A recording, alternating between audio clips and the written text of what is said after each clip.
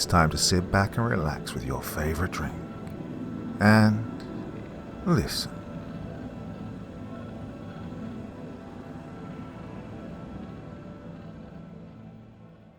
We played a game in a mirror, and something was looking back. By Yung Seti. My heart skipped about anxiously, and I took another deep breath to calm my steadily rising nerves while Melinda set the room up for our game. I sat at the center of Mel's bedroom, feeling every bit the part of a lab rat.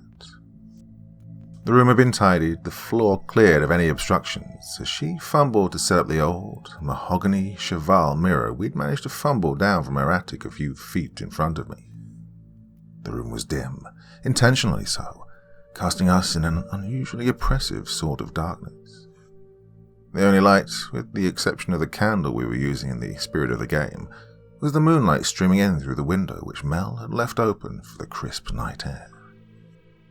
I shivered, both from the chill of the house, made frigid by the Illinois fall weather, and the dark mass of anticipation swelling within me at the prospect of the game ahead, which, particularly at that moment, felt far more like an experiment than a game.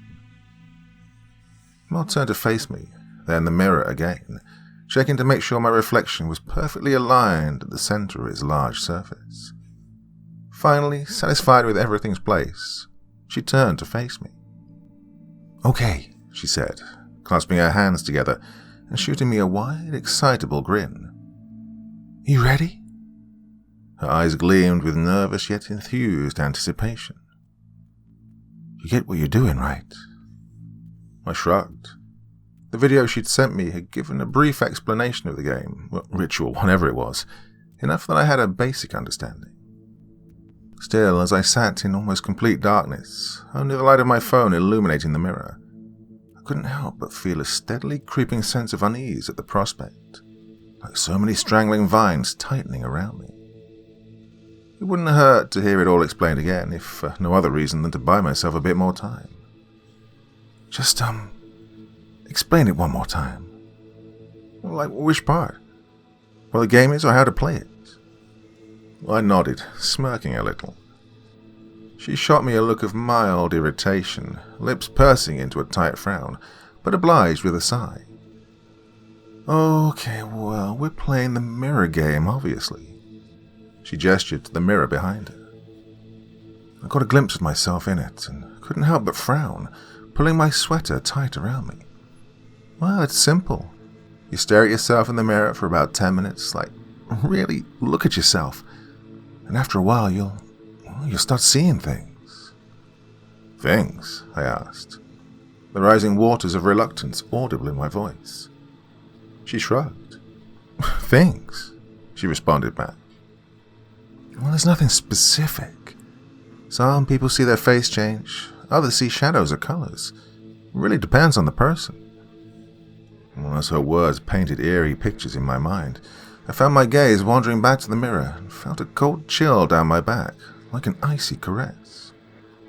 I closed my eyes, taking a deep breath and letting my mind drift towards the sounds of the night around me. From the open window I could hear the sounds of the surrounding woodland, the chirp of crickets and the croak of distant toads from the bog, paired with a breeze moving through the leaves to form a soothing melody. I let myself focus on it, trying to quell my uneasiness. "What?" I paused, considering what I was asking. "How is that possible?" She scoffed again, arms hanging at her side in an expression fit for a frustrated child, not a 17-year-old. Well, I don't know. Science stuff.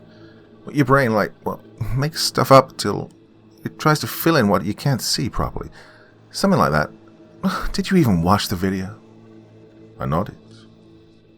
Oh, relax, look, I tried it already. Saw some weird shadows. My face did some weird stuff in the mirror, but it wasn't too bad. I thought that over for a second. And, we're in the dark because... At that, a slightly mischievous grin slipped to her face. She scratched her head, the tattoo on her arm flexing as she did so. My eyes lingered on it, a little smiley face, right eye winking almost conspiratorially. "Well, that," she began, "was my idea. thought it added a little atmosphere. She waved her hands like some budget magician at the word atmosphere, and we both laughed for a good bit after. After a moment, her expression settled, smile fading. You ready? I guess so, I muttered, sighing and casting a glance at the sky outside, littered with the distant stars like flecks of white cast across a dark canvas. I'll set the stopwatch. You should be done after the 10-minute mark, but you should start seeing things at 5. Nothing bad should happen, but obviously, if you need anything, I'll be right outside the door. My stomach felt knotted with the sort of anxiety I'd previously only known, being strapped down to the seat of some terrifying amusement park ride as a child. It's a sensation you get having locked yourself in for an experience that promises discomfort at least, horror and maybe fate's far worst at most. I simply nodded, steadily burgeoning nerves robbing me of my voice for a moment. Mel nodded back, and after setting up her phone to record me, leaning against the back of her desk, which sat to the side of the old mirror, she made her way to the bedroom door. Have fun, she chirped, casting a final look my way. Oh, and good luck. All I could manage was a nod in response, the faint tingle of unease gnawing at my gut. As the door shut behind her, I felt a small surge of that animal panic one only feels while alone in the dark. It was a strange, contradictory sort of terror, both utterly isolating yet feeling as though every snap of a twig or rustling leaf might harbor some unseen threat lingering just out of sight. I shuddered once more in my seat, this time having less to do with the temperature, frigid as it was. God, it's cold, I thought. This is stupid. I should just... My mind began running through every reason to abandon our experiment outright. Still, I'd agreed to try this. It had sounded interesting before I was actually sitting in the dark by myself, and I knew Melinda wouldn't let me hear the end of it. Besides, once I was done, it would be her turn to try, which was a funny enough thought, given her jumpiness, to stir some motivation. I sighed, locking eyes with myself in the mirror a few feet ahead, taking stock of my appearance as I settled in for 10, likely very boring minutes. I grimaced. I'd never been much of a fan of my appearance. Well, I knew I wasn't ugly, but it had always bothered me how my nose felt just a tad too big for my face, or how bushy my eyebrows were. I never spent too long looking at myself for fear of whatever imperfection I might discover next. Still, Mel had spent almost an hour convincing me I looked fine, and that perhaps it might help to see a crazy version of me, if anything, and my resolve faded as curiosity struck. A twitch from just behind my eyes derailed my train of thought. I paused, staring at the space, though there was nothing. Well, for a moment, I was certain I'd seen something moving, crawling down between my eyebrows across my nose. Still, whatever it was gone as soon as it had appeared. I sucked in my breath, trying to still my heart. I was already questioning myself, whether I'd actually seen anything or, in my nervousness, just convinced myself I had. Just relax. If you freak out, Mel will never let you hear the end of it. It's a game. My attempts to reassure myself helped a bit, but as the seconds passed, my eyes locked on their counterparts in the mirror. I couldn't help but feel the distinct sort of unease one feels when they lock eyes with an eerie stranger. As the seconds passed, I began to question myself. God, had my eyes always been so beady? Did I always appear so angry? Well, perhaps it was the lighting, I thought, or the angle at which I sat, but I couldn't help but notice how upset I looked. My eyebrows seemed to curve, creating a permanent glare. Lips rested in something nearing a sneer. It seemed almost sinister, and somehow it didn't feel right. I shifted, swallowing hard as I forced a smile.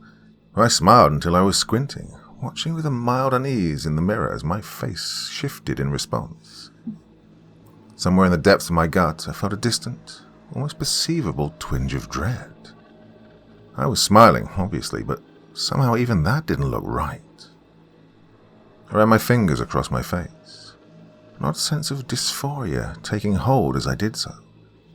Well, I couldn't explain it, but I felt almost disconnected from what I was seeing before me. Even my smile looked wrong, sarcastic almost. God, is this what she was talking about? The illusions? The thought was both comforting and slightly unnerving. If this was the effect, a strange, mild shift in my expression. I suppose it wasn't anything too bad, though. There was something really deeply disconcerting about it. I blinked. Wait, did I blink? I felt my mind beginning to race, a mild undercurrent of panic beginning to set in. I'd seen myself blink, but for some reason I couldn't remember doing so. Oh, it's an instinct. You blink without realizing it. Relax. My reasoning was sound, though. Somehow deep down, I remained unconvinced. I'd seen my reflection blink. There was no way for that to be possible unless I hadn't. With every passing moment, it felt like the mirror was fading away, falling into the background, and my own reflection was growing more prominent, more pronounced. It's difficult to explain even now. You'll start seeing things. It's different for everyone. Mal's words played in my head, abating some of the growing panic with the much-needed reminder. This was supposed to happen, after all. There was no specific thing I was supposed to see, but the whole point was to see whatever illusion my mind conjured up. I guess mine was as imaginative as blinking. The thought almost made me laugh. When I noticed something. It was strange, difficult to even put into words at first. I could see that there was something wrong with my reflection, yet for a while I couldn't tell what. It felt as though my eyes were adjusting, yet with every second my own face seemed less familiar than before. Seconds passed with my eyes locked on my reflection, a silent, eerie tension in the air. It took a moment before I could tell exactly what felt off about it. My expression, or rather, the expression of my reflection. My face, my reflection, was staring at me, its face a placid mask of something like surprise or shock, eyes wide and unblinking. My heart threw itself against my ribs, thudding with such intensity I could feel it in my ears, as initial confusion began to quickly give way, and the slow trickle of panic grew to be a torrent. I began to make exaggerated expressions in the mirror, my mind desperately trying to make sense of the situation. The me in the mirror was unmoved. It took me several seconds to process the impossible reality of the situation. This is okay. This is supposed to happen. The reminders did little to assuage the swelling sense of animal panic, a primal sort of instinct that screamed for me to stop, to cover the mirror, and get as far away from that room as possible. I wouldn't let myself do it, though. It was nothing more than an illusion, after all, and knowing Mal was on the other side of the door, that made the idea of bursting out in a panic a reluctant one. My reflection's expression began to shift, from a wide-eyed, stomach-churning stare to a look of morbid disgust. I felt my stomach flip as I watched its face shift with an unnatural speed and countenance, its brows arching angrily with an almost cartoonish exaggeration, a sneer of unwavering disgust peeling across its lips. Slowly it began to rise from my chair, its expression somehow only growing more hostile. Nothing more than an illusion. I tried my hardest to remain convinced of that. Yet, as the reflection rose to full height, standing over me in my chair, it all seemed far too intricate for any illusion that wasn't from some substance. My jaw twitched as I teetered on the verge of calling out for Melinda. The more this progressed, the less I found myself worried about seeming terrified, because I was. The other me raised a finger as if to indicate patience, and a cold dread swept through my chest as I watched it reach somewhere out of the mirror, its hand disappearing from view for several moments. My heart pounded as it watched me, eyes gleaming with a look of malice that made my blood curdle. Nothing more than an illusion. It's nothing more than There was a faint sound from the side of the mirror, a familiar hiss of wood. The candle flickered and then went out, plunging me into a darkness that seemed to move in on me. My eyes strained through the sparse light, only the moonlight oozing through the clouds and open window to illuminate the scene before me. I felt my mouth fall open in a silent question as I watched the drawer Mel used for her makeup supplies on the desk that sat behind the mirror. It slid open with a slow, deliberate sort of motion. And from within, I could hear movement. My eyes darted between my reflection and the desk, my mind reeling as it refused to make the impossible connection, until I saw what was in my hands. It was a small, handheld makeup mirror. I'd seen Melinda use it dozens of times. Hell, I'd borrowed it on occasion. Realization struck with the force of a sucker punch, and I quickly realized I was shaking despite my best attempts. This was more than a mere illusion. Somehow, some way, the thing in the mirror was more than just the effect of light reflecting back off its surface. It was tangible. It was real. The other me's smile stretched and stretched and stretched, impossibly wide until I could see all of its teeth, in an expression more fit for a shark than anything resembling a human. I tried to stand, but as I did, it threw itself back into the chair, eyes locking with mine. I felt something in my head. It's difficult to describe, almost like having another user log on to the same computer for a split second. There was a feeling that I was momentarily somehow locked to it. My knees buckled and I fell back into the chair with a painful thud, my back landing awkwardly against it. I felt a scream rising in my throat as the panic reached a fever pitch, mouth already agape. Mel's name on the tip of my tongue went. It crushed the mirror. I cried out, my right hand searing with pain, my flesh burning with the unmistakable sensation of glass digging deeper into my palm. At a glance, I could see no blood, but the palm of my hand burned a deep red, several gashes visible from beneath the skin. Our eyes locked. A primal horror gripped me as I took a shuddering breath, and it glared back at me with that smile. Before I could call out or scream for Melinda's help, it had raised its bleeding hand to its face, stretching its mouth open, slowly releasing the contents inside. Well, the effect was immediate. Dueling sensations of warmth and cool coated my tongue, and though I didn't understand how, I could taste the metallic blood in my mouth, feel the cuts appearing across my tongue as it smiled at me. Sticky ribbons of scarlet saliva trailed from my lips, as I was too afraid to even risk swallowing while my mouth was filled with this rancid taste. I waited with a pounding heart for the excruciating pain in my throat, struggling to stave off nausea, unsure of what might happen if I accidentally swallowed. I took small, deliberate breaths through my nose. But the pain never came. It watched me, its utterly inhumane appearance somehow seeming satisfied as it took in my reaction.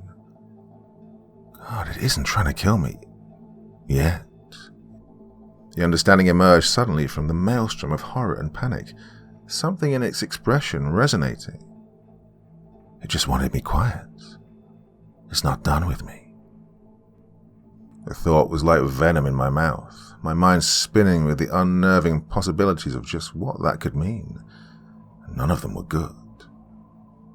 I tried to stand again, but found my muscles locked in place, the attempt making my legs seize with painful cramps. Oh, shit.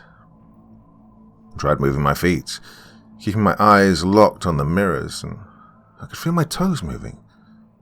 So I wasn't paralyzed, it seemed, but as long as my doppelganger remained seated, I would be too. My mind spun as I tried to think of some way, any way to call out. Its eyes were changing, shrinking until only the pupils were left. I wanted to run, to scream, but I knew I could do neither.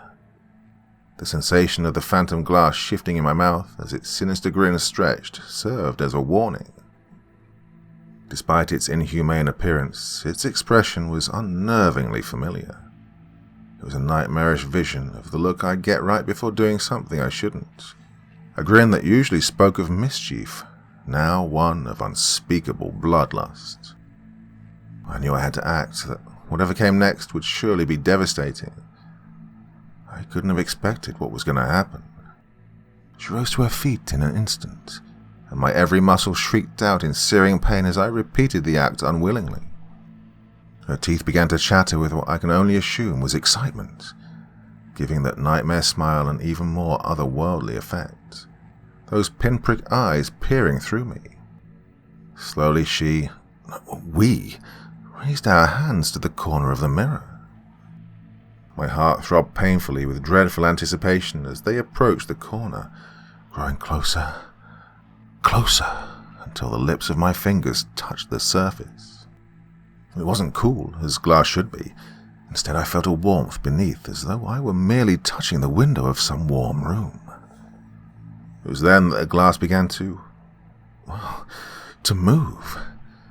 The sensation sent a sickening chill down my neck, raising goose flesh in its wake, the warm glass beginning to swell outward where her fingers touched. I knew immediately what it was doing, and the icy claws of terror sunk deeper into my mind with the understanding. Oh God, it's trying to get out, I thought, my stomach churning with a nausea bred from adrenaline. It's trying to get out of the mirror. I was right, and as if to confirm my realization, I watched in horror as one by one her fingers began to emerge, pulling through the glass that looked more liquid now with notable effort. It brought to mind the image of an animal reaching through an amniotic sac, and the thought made me want to vomit. Its flesh was impossibly cold, like ice to the touch, corpse-like. I wanted nothing more than to pull away. But I was stuck, my legs locked in the standing position, one arm locked at my side while the other began to grasp the hand reaching out of the mirror. Her grip began to tighten around my fingers with an impossible strength. I felt something crack in my index finger, and a dull yet searing pain radiated through my hand. My vision spun with the pain. I wanted to scream but held it back, my mouth clattering open and shut in unison with its own, the painful shift of glass palpable every time. And so I watched, terror washing through me like floodwaters, as slowly her hand began to emerge. It pushed upwards as though moving through the surface of solid water, gripping my wrist with impossible strength. It pulled me closer, drawing its face nearer as it tried to press its way forth.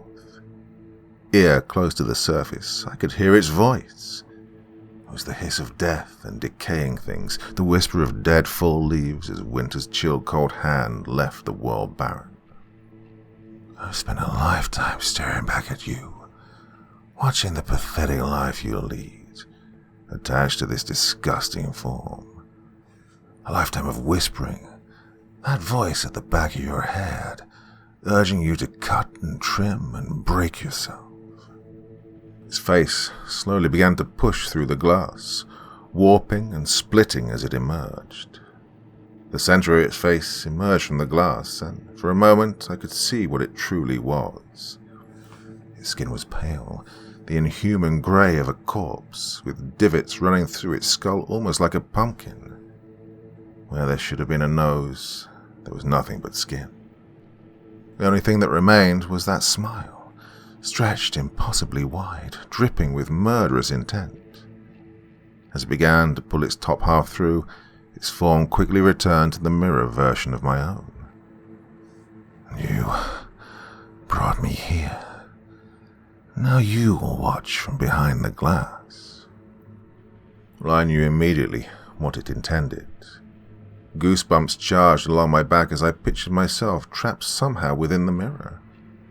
If this was what was coming from the other side, I couldn't imagine what lurked there. Well, I had to do something. Screaming was out of the question, as was running. Any attempt would at best result in nothing, and at worst might collapse. I worked my grip nervously around the corner of the mirror. She, It was so close I could feel the unnatural chill radiating from her skin, and the smell of the rancid scent of decay heavy on its breath. I noticed quickly how its nose leaned to the right, the reverse of my own, an odd detail that my mind seemed to grasp in what I felt might be my final moments. It's cold, always cold inside.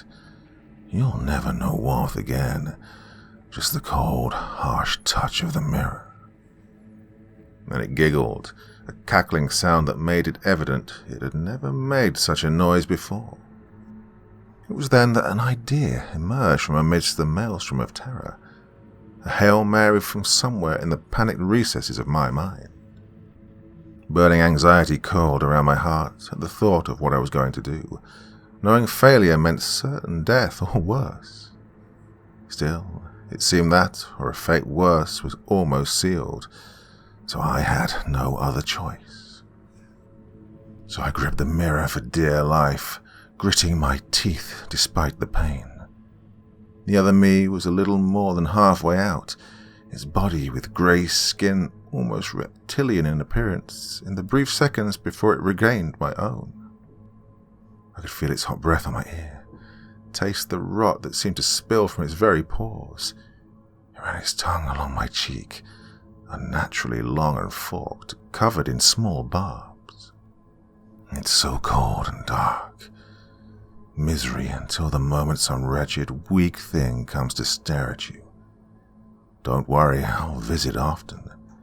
Every time I pass a mirror. It was pulling me forward, my face nearing the surface of the mirror over its shoulder. I prayed my Hail Mary found its target, and, with a final breath, I tried to step back. My legs locked, and instead I found myself slowly tipping backwards. There was a split second, as me and the mirror rocked. It stuck in my grip, where the thing peered down, then back at me, confusion plain on its face. In an instant, as I slowly began to rock backwards, it was replaced by a fury that made me want to leap out of my own skin. "Oh, you bitch," it snarled, its every feature twisted in a mask of animal rage. It clamped down on my arm, its mouth large enough to engulf most of my forearm. I felt it digging in, dull teeth slowly sinking through flesh. The pain was excruciating, yet it was almost dulled by the realization that it was too late. As we began to careen backward, it released its grip, emitting a shriek that haunts my nightmares until this very day, an odd cross between the haunting wail of a mountain lion and the sound of metal in a car crash. I hit the ground with a thud that sent white waves of pain through me. The sound of shattering glass immediately followed, and, through blurred vision, I watched as it shattered with the mirror. Instantly the pain in my mouth was gone, replaced by the sharp ache of my skull and back as I lay amongst the glass. The door flew open, and in a panic I struggled to stand, cutting my hand on some of the glass. Mel stared back at me from the open door, her expression equal parts shocked, confused, and horrified. "What the fuck happened?" she almost screamed, taking in the sight of my bloodied form amongst the glass. She quickly crossed the room, careful to avoid the worst of the mess as she extended an arm to me. I was about to explain, panic still clinging to me like a stubborn fume, prepared to tell her everything, when I paused. My eyes lingered for a moment on her arm, on the smiling tattoo she'd gotten at the end of our junior year. My stomach turned. I couldn't understand how I'd missed it before. "You okay?" she asked, still appearing shocked. "Yeah, I tried to stand up and got dizzy," I offered, pulling my sleeve down to hide the clear bite marks on my arm. "I think I should get going. I don't feel the best." "Should I drive you?" she asked, making her way towards her dresser for her keys. "I can if you—" No, I'm fine. It'll clear my head," I offered, and before she could dispute, I was making my way to the door. I exited the house, trying not to seem overly eager. Mel's lingering presence in the background made my heart pound with nauseatingly familiar anxiety. As I pulled away, my eyes didn't leave the house or her standing in its front yard until they were long out of sight. And when she was, I hit the gas, speeding home and locking every door and window upon arrival. Well, she's called several times in the past few days, even stopped by. I told my parents not to answer. I'm not planning on answering her calls either.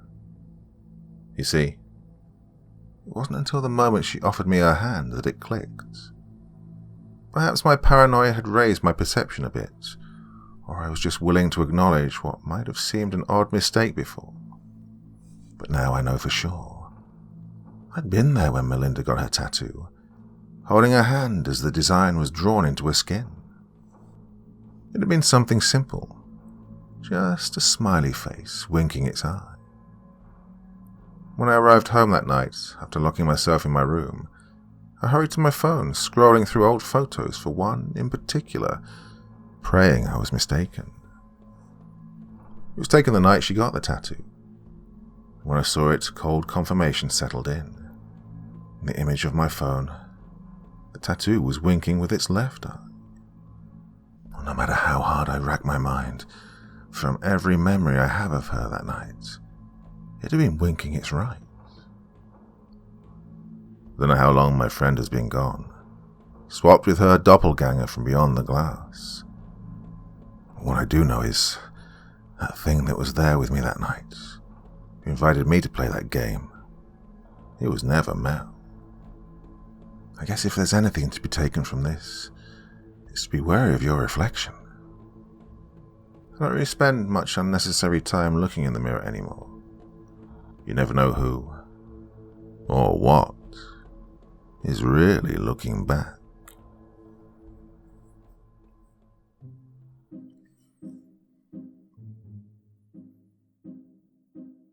Okay, ladies and gentlemen, boys and girls, and everyone else in between, I'm out of here. Damn. It's exactly the type of story that scares me. Oof, mirrors, anything like that. Nope. Big old nope from me. I'm out of here. Did you enjoy that one? Pretty damn creepy, I thought. Obviously. Your thoughts, feelings, anything else you want to say in the comment section below the video. And as ever, I'll do my best to reply. I know it's a Thursday, but, well, I was feeling a bit unwell yesterday, so I thought I'd do the podcast on the Wednesday and the story on the Thursday. So, glad to have you all back with me. Well, until next time, maybe tomorrow night, I think. Very, very sweet dreams, and bye-bye.